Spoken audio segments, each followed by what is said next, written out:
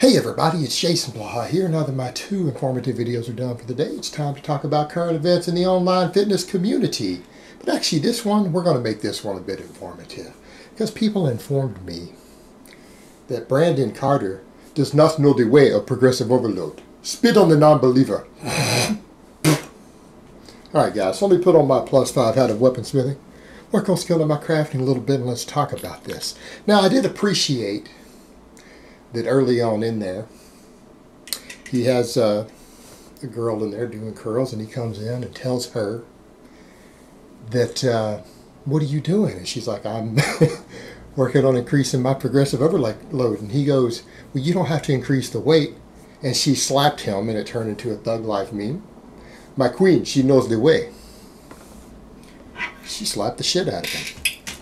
But I thought the video was going to be a lot worse than it was, because I like to give Brandon Carter a hard time, and the reason I do that, I do pick on him for being a bit weak. I'm shocked a guy that big and that jacked is that weak. Totally unacceptable. Totally unacceptable. But mainly, the reason I pick on him is the whole keto thing, because you have a guy who has built an overall impressive physique. He's big, he's lean, he's been training for what, 15 years? Been a personal trainer for 15 years. Built his entire physique on a high-carb diet, right? Built his entire physique and body on a high-carb diet for 15 years, and then switches to keto. Doesn't improve in any way.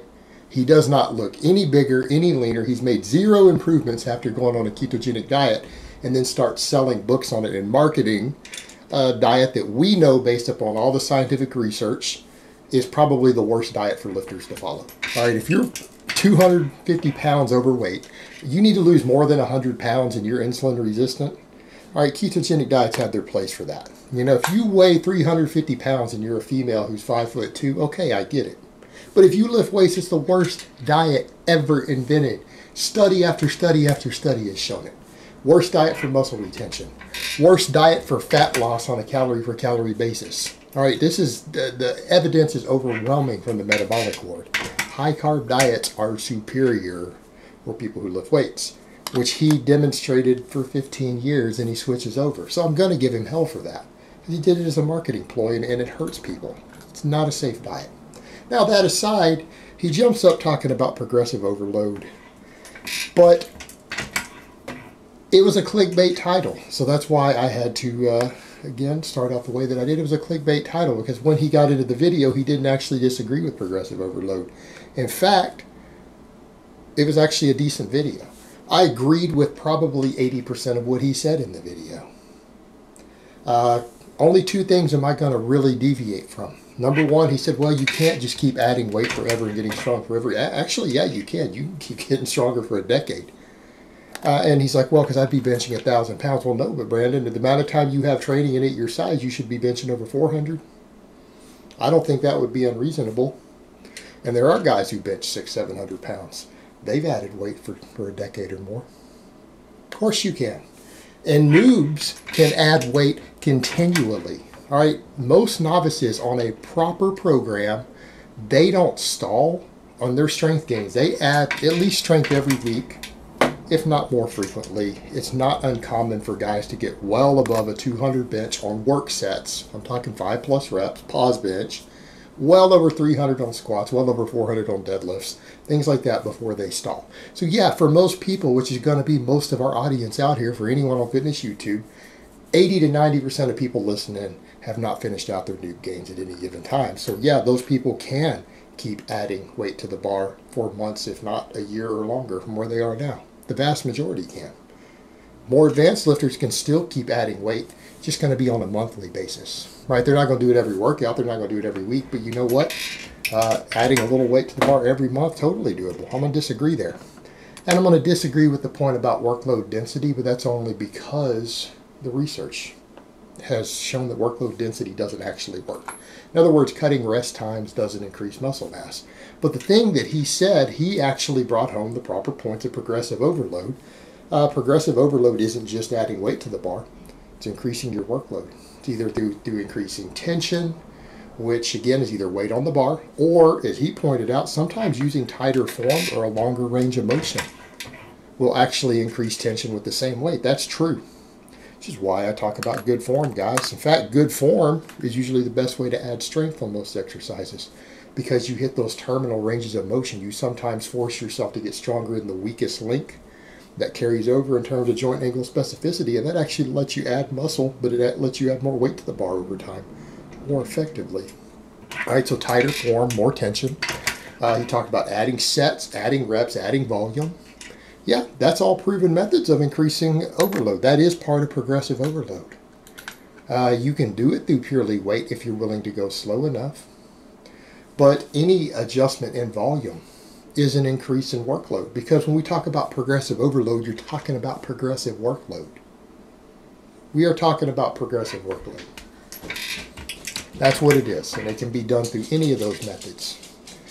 But here's the thing that has to be understood.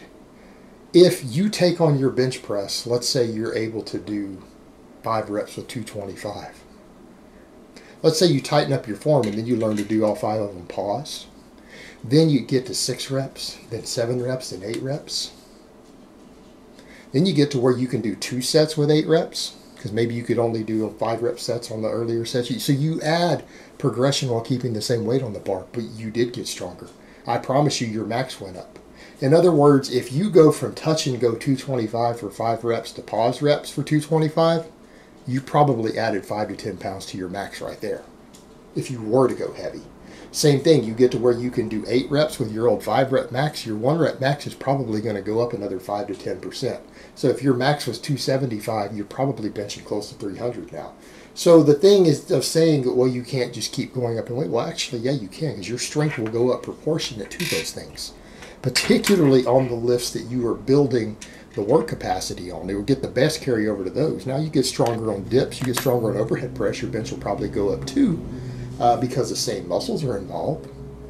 But if you increase your workload on the bench press, I guarantee you your bench strength went up. So it's a kind of a point he missed there of not grasping that. Maybe he should clarify that actually, yeah, you can continue to increase weight, because if you can increase volume with the same weight, you can improve your form with the same weight. You can control the lift better with the same weight. Your strength will have gone up. Your strength will go up. You should be able to do more weight at that point, pretty much every single time. What I also thought was interesting, he kind of promoted something I wasn't aware that he promoted, because I just assumed he was a bro. I assumed he was big on body part splits, and he talked about how body part splits aren't that good. He said he prefers upper-lower splits and full body training. And again, he talked about the upper-lower setup. That's actually what I do these days. Some of my more advanced programs are written in that manner. I more or less promote upper-lower splits, and he also said he doesn't really do isolation movements, because you just get less work done. And I thought that was interesting, because again, this is someone I do like to pick on, but it does start to make sense of saying, okay, this guy does look relatively impressive. He's pretty big, pretty lean. Well, it starts to make sense now. He trains with a relatively high frequency, not the 5-day-a-week body part split. Looks like he does 4-day-a-week upper-lower.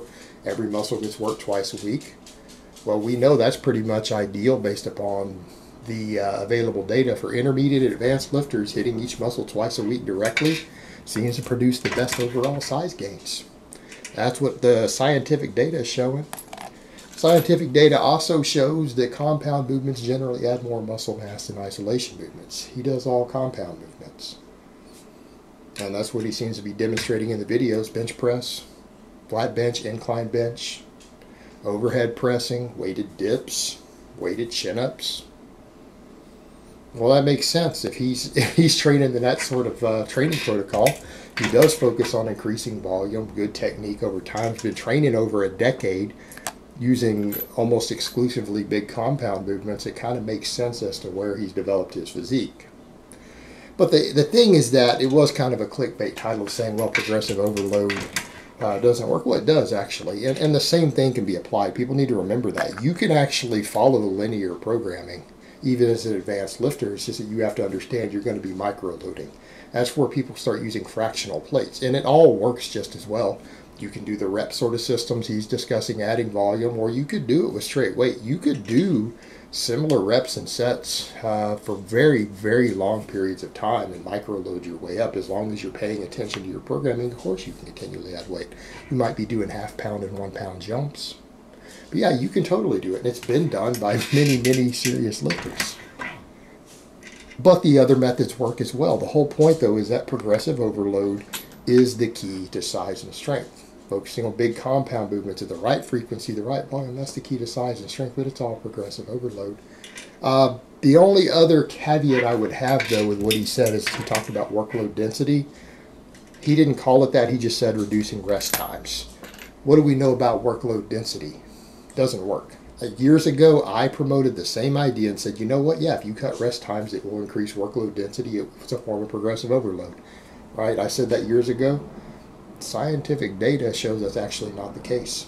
Not the case at all. Longer breaks seem to produce more muscle growth based upon all the literature we have, because it's about total workload done. So in other words, if you rest 3 minutes instead of 2 minutes or 1 minute and it lets you use a heavier weight for your next set of bench press or weighted dips or weighted chin-ups, you'll stimulate more muscle growth because you can do your 8-rep set with a heavier weight with a longer break. The cutting the rest times down doesn't seem to produce more muscle growth. It seems to produce less.